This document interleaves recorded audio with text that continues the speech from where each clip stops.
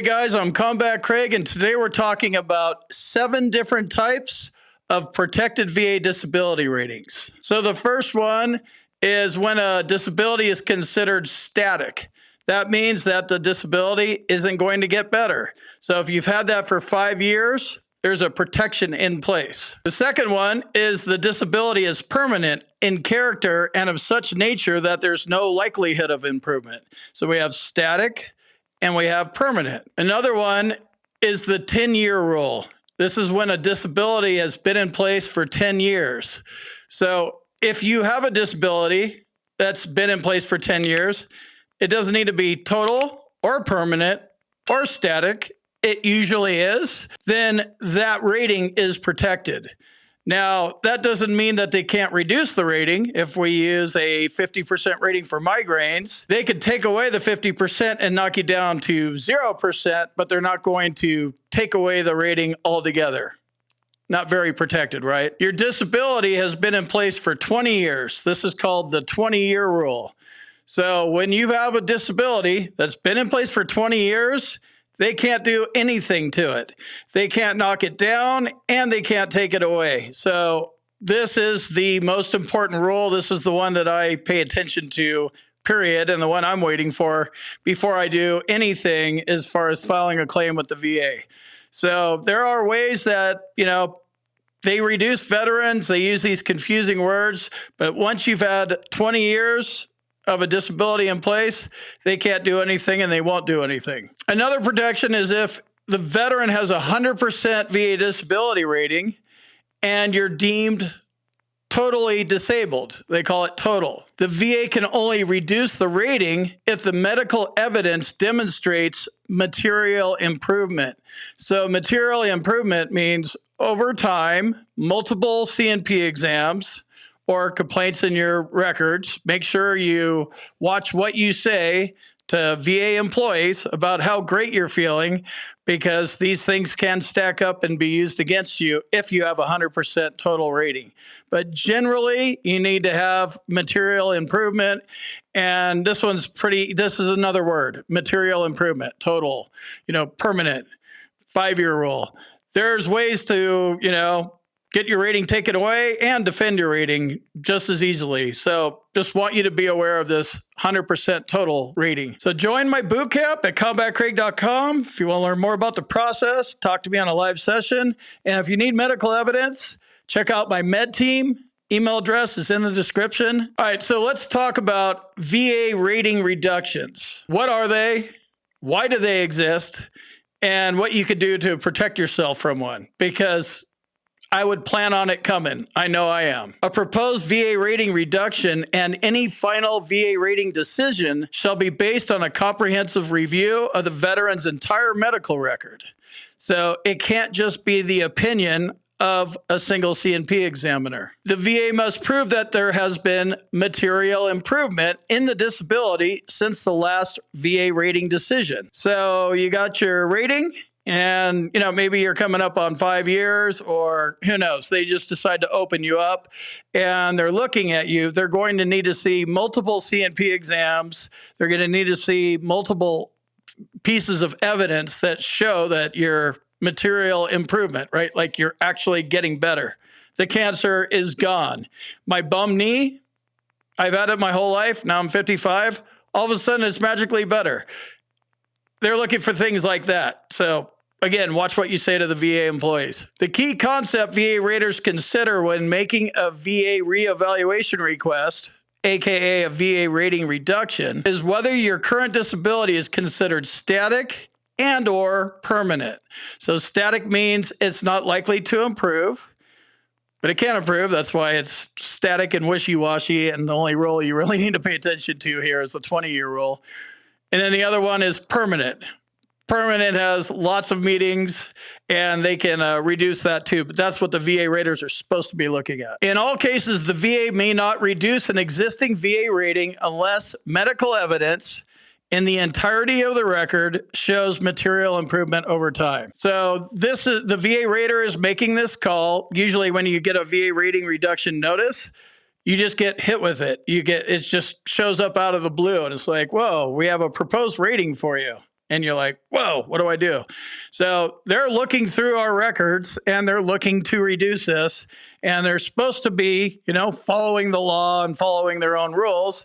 But they've been caught time and time again, reducing everybody, including people that are protected under the 20-year rule. But for those veterans, it was real easy. Like, I've had the same rating for 20 years, beat it. So it's easy for those guys. But VA raters have been caught reducing every protection that I'm talking about here, including the 20-year rule. So what should you do if you get a proposed rating reduction? If the VA proposes to reduce an existing VA disability rating, you have 60 days to respond.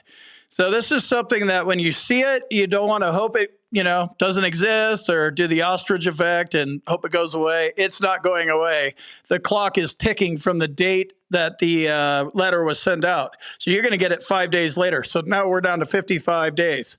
So you need to step into action immediately. So one thing you could do to give yourself a little bit more time is you can request a hearing within the first 30 days. What this does is it kind of throws a wrench in the whole 60-day process, and it will buy you another 30 or 60 days. So you need this time because you need to go get medical evidence from your own doctor, private doctor, VA doctor, somebody that's going to go to bat for you. And, you're going to look at the rating reduction. They're going to tell you why they're going to reduce it. We see that your knee got better. And you're like, no, my knee didn't get better. I just didn't talk about it, enough, or I misspoke or something. So now you need to go get a doctor to fill out a DBQ and say, nope, knee's exactly the same. And that's how you fight a proposed rating reduction. You fight it with positive medical evidence that supports your disability and your claim. Right now, to get a proposed rating reduction, there's negative medical evidence working against you. Always a good idea to get your VA claims file so you can look and see what's good and what's bad and what you may need to deal with in the future. But I'm telling you, be prepared for a proposed rating reduction and know what to do so you can snap into action and do it, because it's quick. 60 days is quick, especially if you don't request a hearing. If you want to learn more about the VA claims process, check out my boot camp at combatcraig.com. And if you need medical evidence and your VA doctor or private doctor won't write it up for you, you need a current diagnosis, current symptoms, or a nexus, check out my med team. There's an email address and a link to my boot camp in the description below. What is a static disability? A static disability is a disability that is considered permanent by its nature, history, and severity. A disability that's static is assigned a permanent evaluation without the need for a routine future exam, RFE, to determine whether it's improved. So this is something like when you're all staticked up and you're 100% permanent and total, like I am. A lot of you guys are too. Welcome to the Hundo Club. If you're new around here, to the Hundo Club. Also, make sure to subscribe to my channel if you like this kind of content. So you don't need a routine future exam if you're 100% permanent and total. That's what this is talking about. So you may be 100%. You haven't gotten P&T status yet. Something is not considered static, or it has a routine future exam scheduled. So you'll want to get your rating code sheet, which is also in your VA claims file, and look, it'll tell you the date, or this disability should be evaluated at some point in the future. Have a date or have a comment like that. If it doesn't require a routine future examination, it'll just be none. It'll just be static, and that's where you want to be. What is a permanent disability? A permanent disability exists when it's reasonably certain, based upon medical evidence, that the level of impairment will continue for the rest of the veteran's life. What does this mean? Your disability is unlikely to show material improvement over time. Always comes back to material improvement over time. Regardless of the name, static, permanent, it comes down to material improvement. And then kind of going off to the side a little bit, do you have routine future examinations scheduled for that condition? Let's go over the different rules a little bit. Not all reexaminations are bad. Most of them are, but not all of them. There are a percentage of you guys out there that get reexams, and then you get a higher rating as a result of a reexam. So it's, theoretically a two-way street, but it's more like 80% of the time they do reductions, 20% of the time they do increases.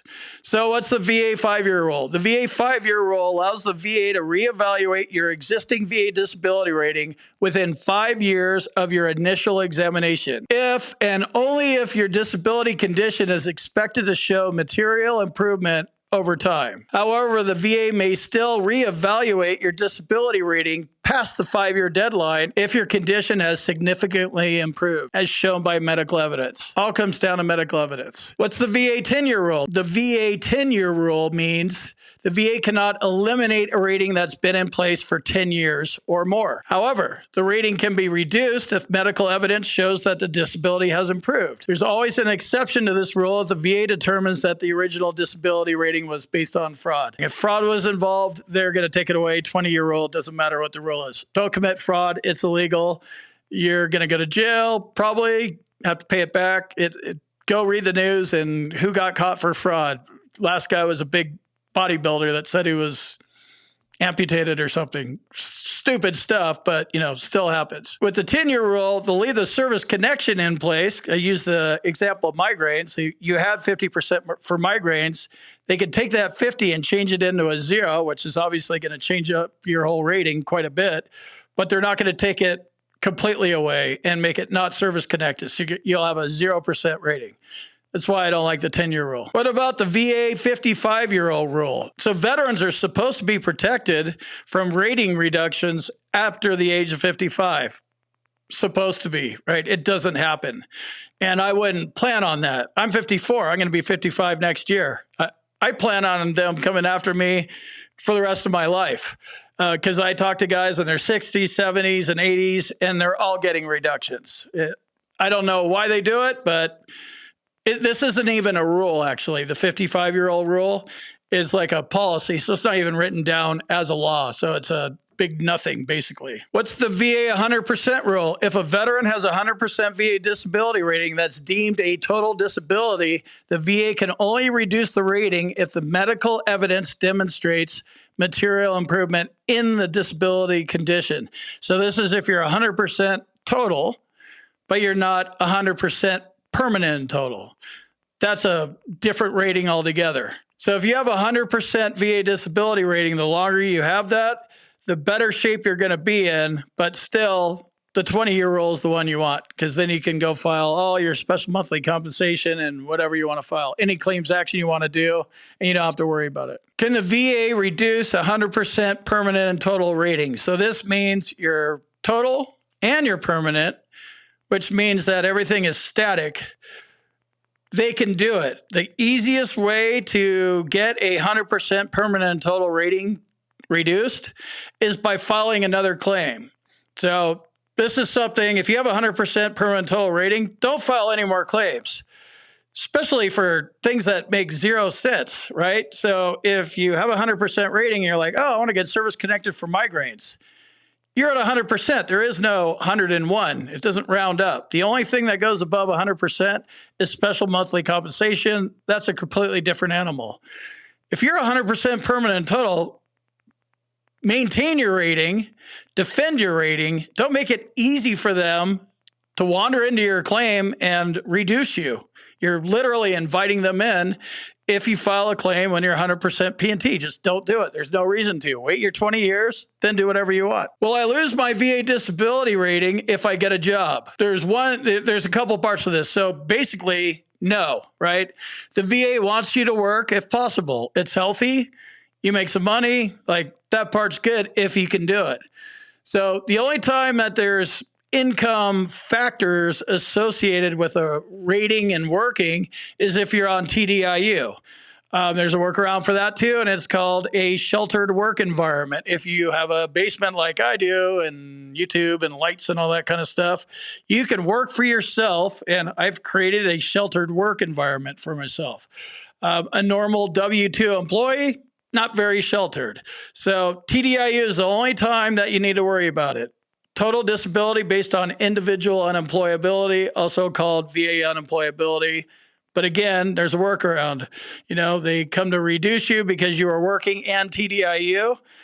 And then they're like, yep, we're reducing you or kicking you off TDIU. And it's like, oh, sorry, VA, you have me down as a normal work environment. I have a sheltered work environment. For that, you want to explain your sheltered work environment, keep a log of your hours. And, I make videos at 3 a.m. on Saturdays, Sundays. Don't make them for 2 weeks. Like, I'm all over the board. I'm not reliable, but it works for what I'm doing, right?